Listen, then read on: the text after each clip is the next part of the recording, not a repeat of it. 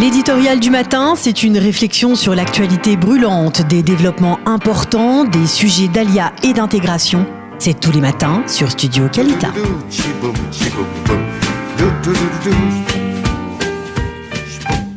Voilà, il est 8h45 très exactement et nous avons le plaisir, comme chaque mercredi, d'accueillir dans notre studio le docteur Daniel Guggenheim pour sa chronique hebdomadaire, donc sur l'économie, on va dire même sur les conseils économiques donc à donner. Puis cette semaine, on est en pleine vacances, donc ce sera une chronique plus décontractée qu'à l'accoutumée, avec tout de même des conseils judicieux et pertinents.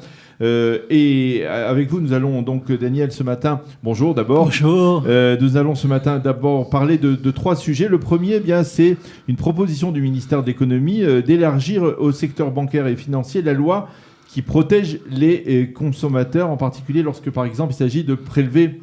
Et ça peut arriver à beaucoup de touristes qui nous écoutent, ou même peut-être de citoyens israéliens, de prélever des euros à partir des caspomates israéliens. Oui. En effet, apparemment, les autorités financières de ce pays, régulatrices, savent que mercredi, la Kalita et la veille ou l'avant-veille, ils sortent avec des sujets bombastiques pour intéresser les gens. Certainement, oui. Alors, en ce qui concerne effectivement Eli Cohen, qui est le ministre de l'économie, qui n'a rien à voir avec l'espion légendaire israélien. A hier déposé, a dit qu'il ferait un projet de loi, comme vous l'avez dit, concernant l'élargissement de ce qu'on appelle en hébreu Chok Haganat Hatzarkan. Il y a une loi qui permet de protéger les consommateurs en Israël, et par hasard, ou plutôt pas par hasard à cause des pressions générales et les lobbies que vous pouvez connaître, que vous pouvez comprendre, il y a le secteur bancaire et aussi le secteur des financiers, ce qu'on appelle les Bate Hashkaot, les assurances, d'autres choses, qui sont exclus de cette loi. Et pour justement promouvoir, expliquer pourquoi il y avait ce besoin de cette loi, ils ont donné des exemples extravagants. Et maintenant, comme vous l'avez dit, on est à l'aube des vacances.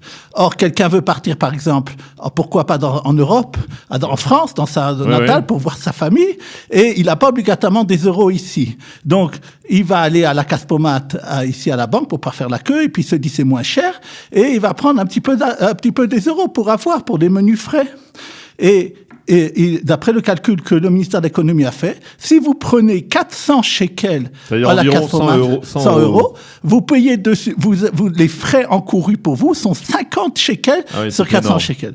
C'est vrai parce que c'est une somme qui n'est pas importante. Donc il y a ce qu'on appelle les amalot minimum, les coûts minimums que les banques prennent. Et il y a aussi les différences de cours entre ce que la banque donne, est-ce que il y a sur ce qu'on appelle le shariatzig, le cours officiel, et des différentes choses, d'après leurs calculs, ça fait énorme, c'est quelque chose d'énorme, et c'est pour ça qu'il veut y mettre fin. Une autre chose qu'il a dit aussi, et c'est connu aussi, concernant par exemple l'achat ou le vente de ce qu'on appelle nieroteraire, c'est-à-dire des actions, des obligations, tout ce qui concerne la bourse, les banques sont beaucoup plus chères que les maisons d'investissement. Et ça, il veut aussi faire baisser les agios. Bien entendu, c'est la Banque d'Israël s'oppose formellement à ça, parce que elle, la première chose qu'elle veut, c'est sauvegarder les banques. Il est intéressant de noter d'ailleurs que les profits des banques Leumi et Poalim n'ont jamais été aussi bons. La valeur boursière de la banque Leumi,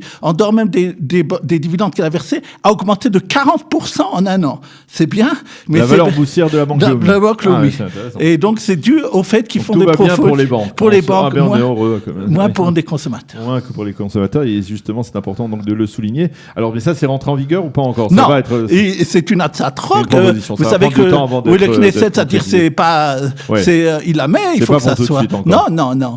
Alors le deuxième sujet que vous avez souhaité traiter, évoquer ce matin dans notre chronique, c'est le prêt proposé pour les vacances. Alors ça c'est vrai, effectivement. Quand on part en vacances, ou même si on ne part pas en vacances, ne serait-ce que pour occuper les enfants pendant les 2 mois de vacances de juillet et d'août, ceux qui ont des petits enfants, pour les occuper tous les jours, leur organiser, on va dire, des centres aérés privés tous les jours, ça coûte beaucoup d'argent, et donc il y a beaucoup de familles qui sont tentées de prendre des prêts. Oui. Alors, vous voulez les mettre en garde face à une telle initiative? Par exemple, moi, souvent maintenant, lorsque vous ouvrez votre compte pour voir qu'est-ce qui s'est passé, là, vous avez une page d'accueil.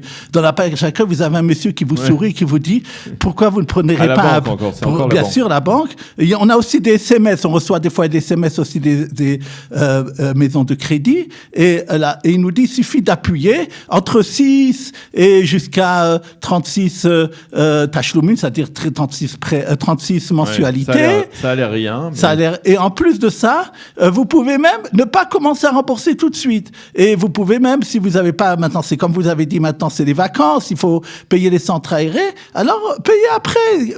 C'est pas grave. On ne vous dit pas que pendant le moment où vous ne payerez pas votre prêt, bien entendu, les intérêts continueront à augmenter. Maintenant, je voudrais donner des chiffres pour que les gens comprennent. Et la situation, pour que lorsqu'on leur donne un prêt, qu'ils savent maintenant si oui ou non il y a une meilleure possibilité. Il faut d'abord, bien entendu, comme en Israël, comme on l'a dit plusieurs fois, faire jouer la concurrence entre les différents... Aller à une autre banque ou à une autre maison de crédit pour savoir. Alors, sachez que d'abord, le taux de base bancaire de la Banque d'Israël est 0,1. Là-dessus, les banques prennent pour avoir ce qu'on appelle le taux de base bancaire, ils prennent encore 1,5. Ça veut dire 1,6. À partir de 1,6, ils gagnent même à partir de 0, puisqu'ils vous donnent 0 à la banque, mais les prêts, en généralement, sont 1,6 plus 1% généralement, même pour les meilleurs clients. Et donc, il faut compter à peu près 3% pour les meilleurs clients. Ce qui est dramatique, c'est que très souvent, on a à avoir 10-12% de taux d'intérêt qui sont pris pour les gens. Et c'est quelque chose qu'il faut savoir. Il faut savoir aussi voir s'il y a des frais de dossier, des choses comme ça. Et maintenant, il y a quelque chose que nous avons souvent parlé de ça et qu'il faut que vous preniez en compte. D'ailleurs, il y a eu apparemment un allègement là-dessus aussi. Il y a des plateformes maintenant sur Internet, comme ça existe dans tous les pays, ce qu'on appelle en Israël P2P, qui permet que vous dites, même pour des vacances, pour un aménagement, vous avez un besoin d'une somme. Alors eux, ils connaissent ils peuvent avoir vos données bancaires où ils vous demandent certains renseignements. Et là-bas, comme il n'y a pas les commissions des banques et des choses, les prêts pour les meilleurs clients peuvent commencer à 3%.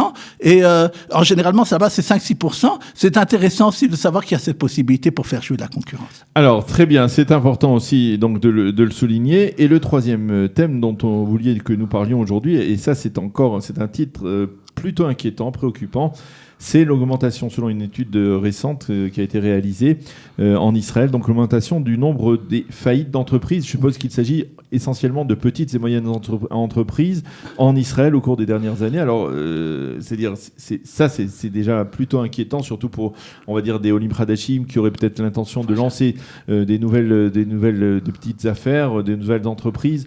Quels sont les conseils que l'on peut donner pour éviter justement que ça ne se termine mal? D'abord, malheureusement, ce n'est pas que des petites et moyennes entreprises. Il y a eu, encore la semaine dernière, la Chevra Africa Tassiot, un trou de 800 millions de shekels. Ah oui, mais qui va être... Levayev, ça fait longtemps. Oui, non, mais il a été, la semaine dernière, mis en faillite vraiment. C'est-à-dire les banques, oui, un peu, et les banques vont avoir auront apparemment, et les gros prêteurs auront apparemment. Maintenant, ce que vous dites, effectivement, et c'est très important, lorsque les chiffres il y a une nouvelle loi d'abord cette année sur une entreprise ou même des gens qui vont faire faillite, et on a essayé de voir plutôt vers le rétablissement. Peut-être ça explique une partie des faillites, mais il faut savoir que on n'est pas, que surtout pour, comme vous l'avez dit à juste titre, un francophone qui vient et pas obligatoirement indépendant, mais un entrepreneur qui va faire une entreprise, il faut savoir que même s'il pense que son produit est bon, qu'il va avoir un bon chiffre d'affaires, qu'il aura une bonne rentabilité, si jamais il n'a pas de trésorerie d'exploitation, c'est-à-dire toujours pouvoir s'assurer que de la façon normale de son entreprise, il a une trésorerie positive qui lui permet de faire front, alors il peut être tout d'un coup, pour une somme de 50 000 shekels par exemple, mis en faillite. Et donc c'est très important de tenir compte de ça. Récemment, il y a quelques mois de ça, 2 mois à peu près, le Cofix qui vient de maintenant déranger. Il y a eu 2 entreprises de Cofix, Katz, Avikatz qui dit toujours qu'il sait bien gérer les affaires, 2 entreprises à lui, de café, 2 entreprises de supermarché qu'il avait, ont fait faillite. peut-être, ils étaient peut-être rentables, et encore je ne sais pas, mais surtout, donc on est venu leur demander de l'argent, et il n'avait pas, il a dû donner une caution de lui-même. Il a dit Rami Levy me rachète. Le juge dit, je m'en fous que le Rami Levy te rachète. Moi, ce que je vois, c'est que tu n'as pas maintenant d'argent pour payer tes fournisseurs, pour payer des choses comme ça. Alors, concrètement, quels sont les conseils incontournables à donner à des gens qui voudraient se lancer dans l'ouverture d'une affaire ici en Israël, en particulier des Olim de France? Quelles sont les erreurs à ne pas commettre? Le conseil de base. Comme je vous ai dit, il y a des frais qui vont être chaque mois. Vous aurez des frais par rapport aux impôts ou MAM, par rapport à vos employés, ou par rapport à tout ce qui est gouvernemental, l'habitoire, les assurances sociales, tout ça. Vous aurez des frais. Et il faut compter que ce sont des frais qui sont incontournables. Et vous ne pouvez pas... Alors, si vous faites des emprunts à la banque, vous aurez des frais financiers. C'est le premier sujet le deuxième sujet que nous avons abordé. Et les frais financiers augmentent rapidement. Et donc, on est très rapidement, si on ne prévoit pas ce qu'on appelle un business plan, c'est-à-dire une façon de faire que à chaque moment qu'il y aura besoin, il y aura une trésorerie suffisante pour faire face à tous les... On peut dire que, si vous voulez, il y a de la part, en tout cas des autorités, une volonté de faire en sorte que l'on ne se lance pas dans une aventure sans avoir certaines garanties.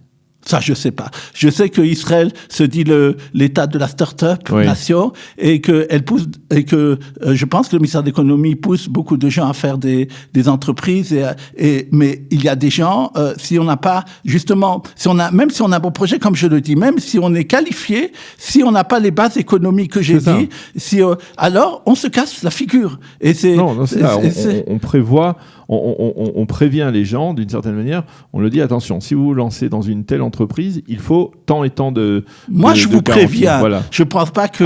c'est moi qui vous préviens dans cette émission des Olim qui vous écouterait, de faire très attention à ça. Je vous ai donné exprès des exemples. Vous avez dit de moyennes, de grandes, de petites entreprises, que vous avez raison de dire, quel que soit s'ils ne font pas attention à ça, ça peut être dramatique et c'est dommage. Eh bien, docteur Daniel Guggenheim, merci beaucoup pour ces conseils toujours importants que vous nous livrez chaque semaine à travers cette chronique hebdomadaire. C'est toujours intéressant, on en sort toujours enrichi, je ne sais pas si sur le plan financier, mais au moins en tout cas sur le plan de la connaissance pour être prévenu par rapport à certains risques, à certains obstacles qui se dressent sur la voie, on va dire, au niveau économique et commercial en Israël. Merci beaucoup de nous avoir éclairé là-dessus. Nous approchons de la fin, c'est la fin de cette heure d'actualité sur Studio Kalita. Il est 8h57 sur Studio Kalita, c'est la fin de cette heure d'actualité. Tout de suite, je vous laisse avec Cathy Choukroun et avec l'ensemble de ses programmes, en soulignant que, puisque nous sommes mercredi, eh bien, on vous donne la parole tout à l'heure avec Olivier Granilic. Passez une agréable journée, on se retrouve demain matin. Surtout, n'oubliez pas de boire parce qu'il fait très chaud sur l'ensemble du territoire israélien. Shalom, shalom. L'éditorial du matin, c'est une réflexion sur l'actualité brûlante, des développements importants, des sujets d'Alia et d'intégration. C'est tous les matins sur Studio Kalita.